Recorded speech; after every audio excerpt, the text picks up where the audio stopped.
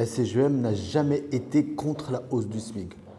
La CGEM a essentiellement orienté sa communication et sa position sur la hausse du coût du travail, qui aujourd'hui, de manière concomitante, vient de prendre 2 hausses supplémentaires. La hausse de l'IPE, avec les 0,38, et l'extension de l'AMO aux soins dentaires. Donc ça, c'est le premier sujet. Parce que comme vous le savez, il y a peu de gens qui sont déclarés, il y a peu d'entreprises qui payent leurs impôts. Donc ce sont toujours les mêmes qui ont la contribution la plus élevée. Donc le coût du travail augmente. Maintenant, dans les industries manufacturières, il est clair que celles qui n'utilisent que des smicards, si la masse salariale augmente, le prix de revient du produit va augmenter. Et si le prix de revient augmente, ça veut dire que la compétitivité de cette entreprise par rapport à d'autres va venir aujourd'hui poser problème pour son développement. Donc, si on prend les industries agroalimentaires ou l'industrie textile, il est clair que ça aura un impact en matière de perte d'emploi, etc., etc. Aujourd'hui, on n'a pas le volume que cela peut représenter, mais ce qui est sûr, et ça c'est partout dans le monde, dans toutes les économies, une hausse des salaires a un impact plus au prou, en tout cas, dans la création ou dans la destruction d'emplois. Mais en tout cas, la CGEM aujourd'hui, son combat, il est pour une baisse du coût du travail et pour une hausse des revenus. C'est-à-dire qu'aujourd'hui, il y a un débat qui n'a pas encore lieu au Maroc, c'est le débat entre revenus et salaires. Or aujourd'hui, il est clair que personne ne peut vivre au Maroc avec 2400 dirhams. Je veux dire, ça serait débile que des entreprises disent c'est possible. Donc c'est pour ça qu'il ne faut pas qu'on se trompe de débat. Le coût du travail au Maroc est très élevé parce que l'informel pose problème. 40% du PIB, c'est de l'informel. 5% au 1er juillet sur un SMIC, c'est rien pour la personne qui va le recevoir. C'est quoi? Le SMIC était grosso modo à 2400 dirhams, c'est à peu près 120 dirhams. De quoi on parle? D'accord? C'est pas très sérieux ça. Le problème, c'est quand vous avez 500 000 salariés, dans votre coût de revient, ça a un impact. D'accord? Maintenant, il y a aussi beaucoup de salariés qui sont au SMIC au Maroc. Mais encore une fois, le problème, ce n'est pas la hausse du SMIC. C'est aujourd'hui, quand est-ce que l'État va travailler sur la baisse du coût du travail en élargissant l'assiette des cotisants? Je rappelle que sur 2 800 000 personnes déclarés à la CNSS, il n'y a que 1 200 000 qui sont déclarés sur 12 mois consécutifs. D'accord? Et ça, c'est un vrai sujet. Donc, ça veut dire qu'aujourd'hui, il faut faire attention à ne pas amalgamer la hausse du SMIC versus la baisse du coût du travail. Le patronat défend et lutte pour la baisse du coût du travail. Et aujourd'hui, il faut travailler aussi en parallèle dans le cadre de la décompensation, il faut travailler sur la hausse des revenus en donnant une forme de revenu nouveau pour les gens qui en ont le plus besoin. C'est tout à fait normal. Aujourd'hui, il n'est pas normal que moi, je puisse bénéficier de subventions pour mon essence, pour mon gaz, etc.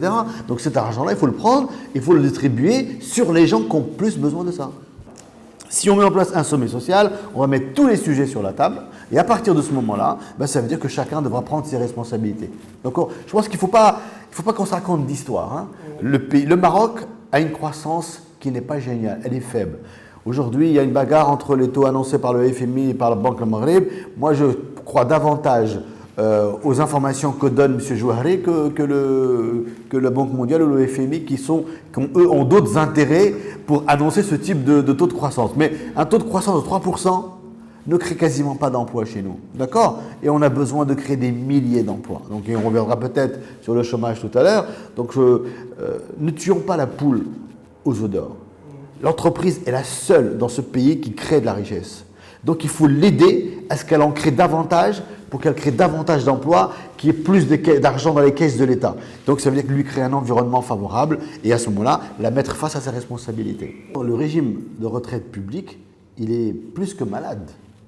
D'accord? Les métastases sont déjà très très loin. Donc aujourd'hui, il faut prendre des décisions fortes. Les décisions fortes, c'est des réformes autour de l'âge de la retraite. Que l'on veuille ou pas, l'âge de la retraite doit être augmenté. D'accord?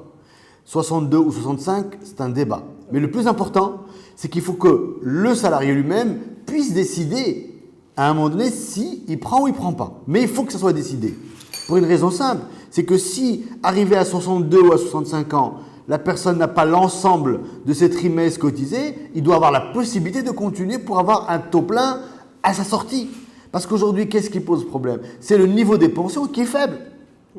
En tout cas, je parle en général. Mais dans le public aujourd'hui, il y a tellement d'abus, et c'est l'État qui a entretenu les abus. Parce qu'aujourd'hui, qu'est-ce qui s'est passé jusqu'à maintenant? C'est que les gens arrivaient vers l'âge de la retraite, ils changeaient d'échelle, ce qui fait qu'en sortant à l'âge de retraite, ils touchent sur la base du dernier salaire. Et donc ça a explosé le trou qui est devenu abyssal, le danger qui nous guette. Donc c'est pour ça que, la réforme sur l'âge de la retraite, il la faut, qu'on le veuille. Tous les pays du monde l'ont fait. D'accord? Donc on ne peut pas d'un côté dire il faut qu'on fasse les avancées sociales des pays européens et lorsque eux font des réformes, nous on dit on ne fait pas de réformes. Et de un. De deux, il est clair qu'aujourd'hui le niveau de cotisation, le taux de cotisation va devoir aussi augmenter. Il y a des efforts de la part salariale, mais surtout c'est l'effort qui doit faire c'est l'État qui doit faire le plus gros effort parce que c'est lui qui a généré cette situation-là. Donc il faut qu'il paye aussi. Ensuite, il y a le niveau de pension. Si les cotisations augmentent, il faut qu'à un moment donné aussi essayer, un tant soit peu, de préserver le pouvoir d'achat des gens. Donc il faut équilibrer par des compensations en matière de baisse d'impôt sur le revenu ou autre. Mais ce qui est sûr, c'est que cette réforme doit avoir lieu. Ça n'a que trop duré. D'accord? Et l'avantage que nous avons, heureusement, dans le secteur privé, notre situation des retraites est beaucoup plus acceptable, on a moins de dangers, moins de risques. Et c'est pourquoi la position de la CGM est très claire. Nous ne voulons pas d'une caisse unique de retraite. Le public doit avoir sa caisse, le privé aussi. Il est hors de question que le privé paye pour le public. D'accord? Le public doit assumer sa mauvaise gestion des caisses de retraite. D'accord? Et laissons le privé faire sa mutation. Il y a certainement d'autres réformes à faire dans le privé à terme, mais aujourd'hui, nos amis partenaires sociaux syndicats doivent accepter l'idée de cette réforme et je pense qu'ils l'acceptent. Eux, ce qu'ils veulent, c'est un engagement de l'État beaucoup plus fort pour pouvoir assumer sa responsabilité historique sur la déchéance de cette caisse de retraite.